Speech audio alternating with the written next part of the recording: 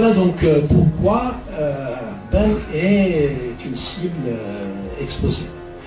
D'autre part, le projet soumamien, juste quelques mots sur ça, le projet soumamien d'Aben est réactualisé lors de la décennie 1990. Je rappelle, ceux qui ne connaissent pas les événements, en 1990, il y a eu émergence d'un parti de masse qui s'appelle le Front islamique du salut.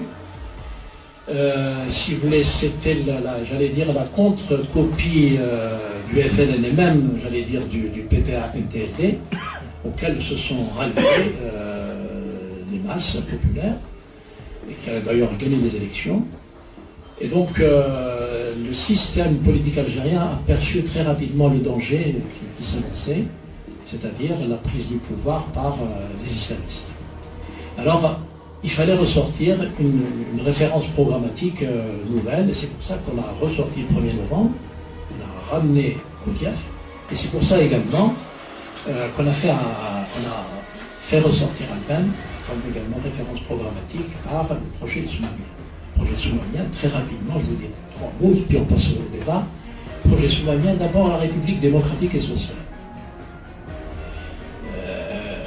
Malheureusement, on est obligé de le dire, elle fut certes très sociale au début, sous l'ère boumedienne, mais très peu démocratique.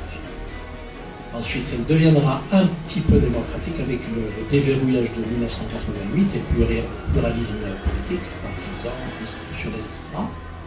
Mais l'émergence de nouveaux modes j'allais dire un nouveau modèle économique a fait qu'elle n'était plus sociale et qu'il y avait appauvrissement des classes moyennes qu'elle est en train de rattraper grâce à l'embellie, effectivement, merci mon ami, à l'embellie du pétrole, et donc le pouvoir achète régulièrement la paix sociale.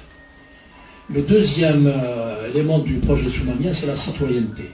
Je rappelle, pour ceux qui ne le savent pas, que dans le projet soumamien, il n'est pas question de religion, il n'est pas question d'identité. Il est simplement question d'une citoyenneté.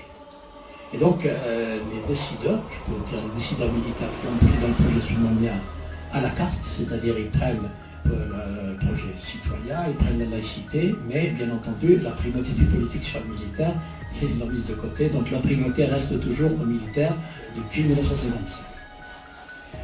Donc la citoyenneté, le troisième élément, on peut après passer au débat.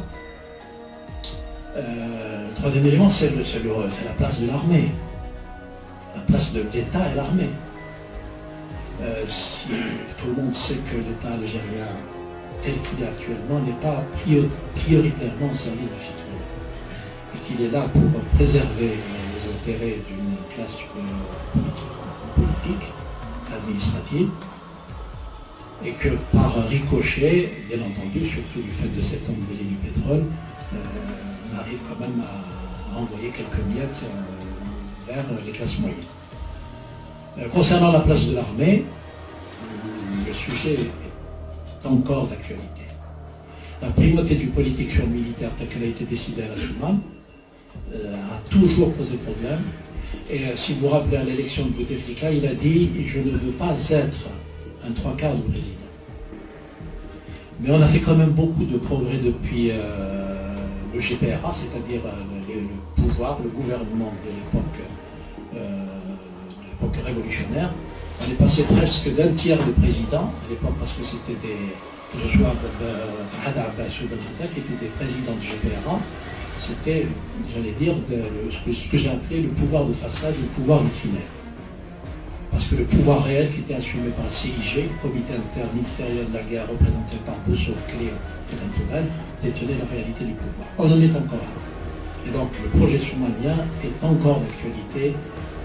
Nous avons toujours un pouvoir vitrinaire qui s'est certes renforcé, mais il y a derrière un pouvoir réel, omnipotent, qui tire les ficelles et qui en fait désigne qui sera dans le pouvoir vitrinaire. C'est une loi, soit elle aurait été écrite dans la Constitution, on n'aurait rien trouvé à redire, mais c'est une loi non écrite. Et ça continue, donc nous avons toujours un pouvoir de façade et un pouvoir réel qui est tapis dans l'ombre.